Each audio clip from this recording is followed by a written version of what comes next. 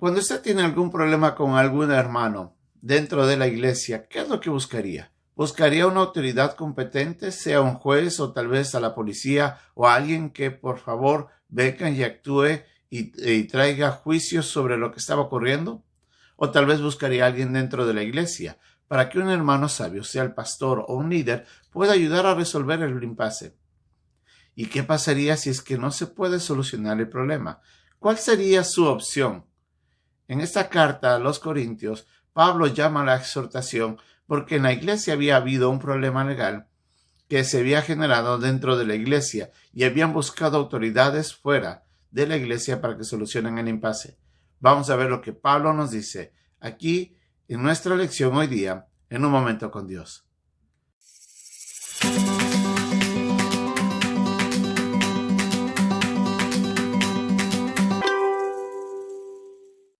Como habíamos mencionado desde el inicio de estas lecciones que hemos venido aprendiendo en la primera carta a los Corintios, Pablo se dirigía a los hermanos en la iglesia.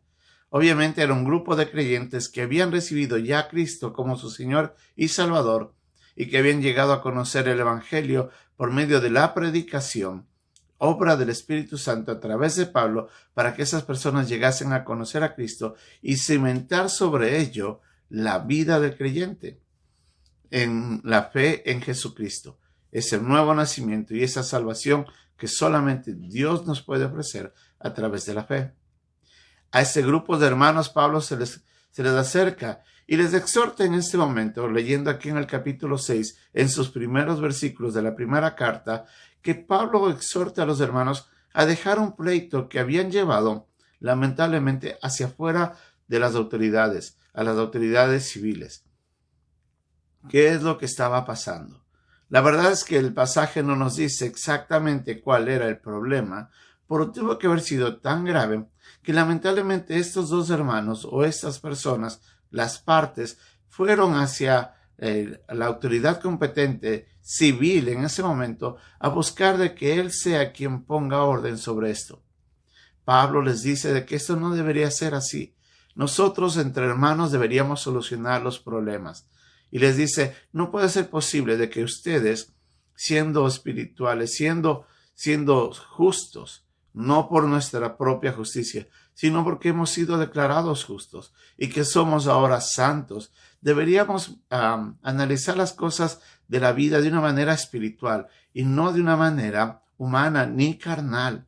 Recordemos que nosotros, a través del Espíritu Santo, tenemos la capacidad de mirar las cosas de una manera diferente, de la perspectiva de Dios, y considerar las cosas tal y cual Dios espera que nosotros analicemos.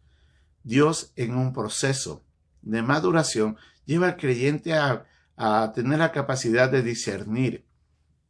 Y dentro de la iglesia tiene que haber líderes sabios, líderes prudentes, que ayuden a resolver los problemas básicos de la vida. Lamentablemente estos hermanos habían actuado tan carnalmente que buscaron inmediatamente la restitución, por no dentro de la iglesia.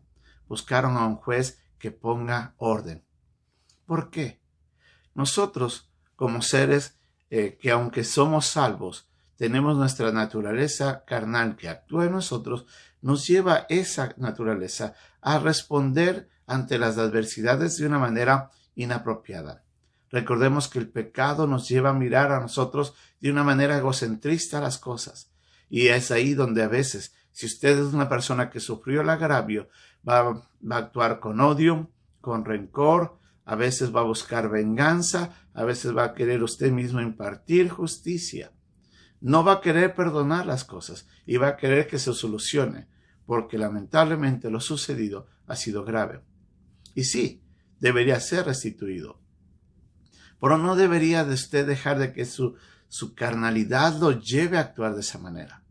¿Pero qué pasa con la persona que comete el agravio? Es una persona egocentrista, que ha pensado en sí mismo. Lamentablemente, a causa de eso, tal vez hizo algo que no era correcto, y ahí es donde obró injustamente. Tal vez robó, tal vez pisoteó, insultó, hizo algo que haya sido inapropiado. Es su ego que no le permite después reconocer su error y a veces se ciega tanto en su pecado que no mira al mal.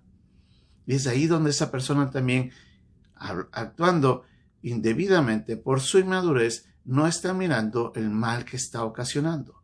Entonces nos encontramos con dos personas que no han madurado.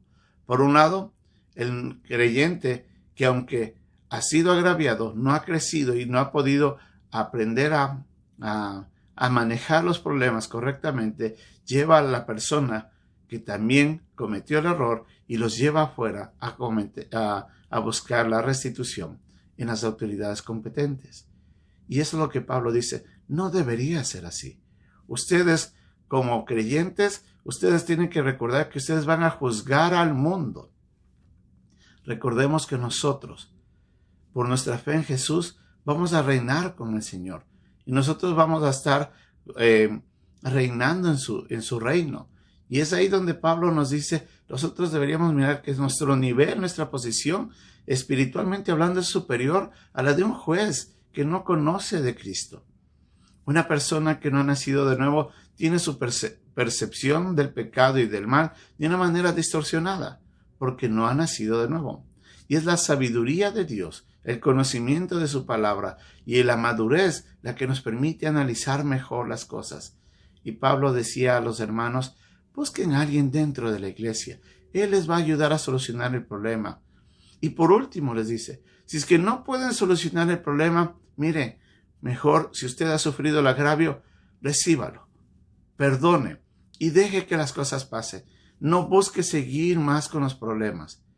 Pablo en la carta a los Romanos, en el capítulo 12, nos dice que no busquemos más bien nuestra venganza, sino que dejemos esto a la ira de Dios, quien obrará en contra del injusto y hará justicia, y a nosotros nos honrará. Pero deje a Dios que actúe, no nosotros tomemos acciones por nosotros mismos. Tenemos que ser muy cuidadosos. Tenemos que mirarnos como hermanos, como hijos de Dios. Y si mi hermano no va a cambiar, perdónele, déjele que pase. Si es algo que obviamente puede ser dejado pasado por alto. Ahora, si es un pecado realmente gravoso, digamos que es una violación o algo así, y el hermano no se arrepiente y quiere hacer más daño, o tal vez es un robo y está robando a otras personas, es diferente. Pero busque el juicio para que se detenga eso. Pero si es algo que se puede solucionar a través del diálogo y la búsqueda de alguien que nos ayude, pues busque ese diálogo. Es mejor. Y si por último no puede, como dijo Pablo en Romanos, estar en paz con todos los hombres en cuanto dependa de nosotros.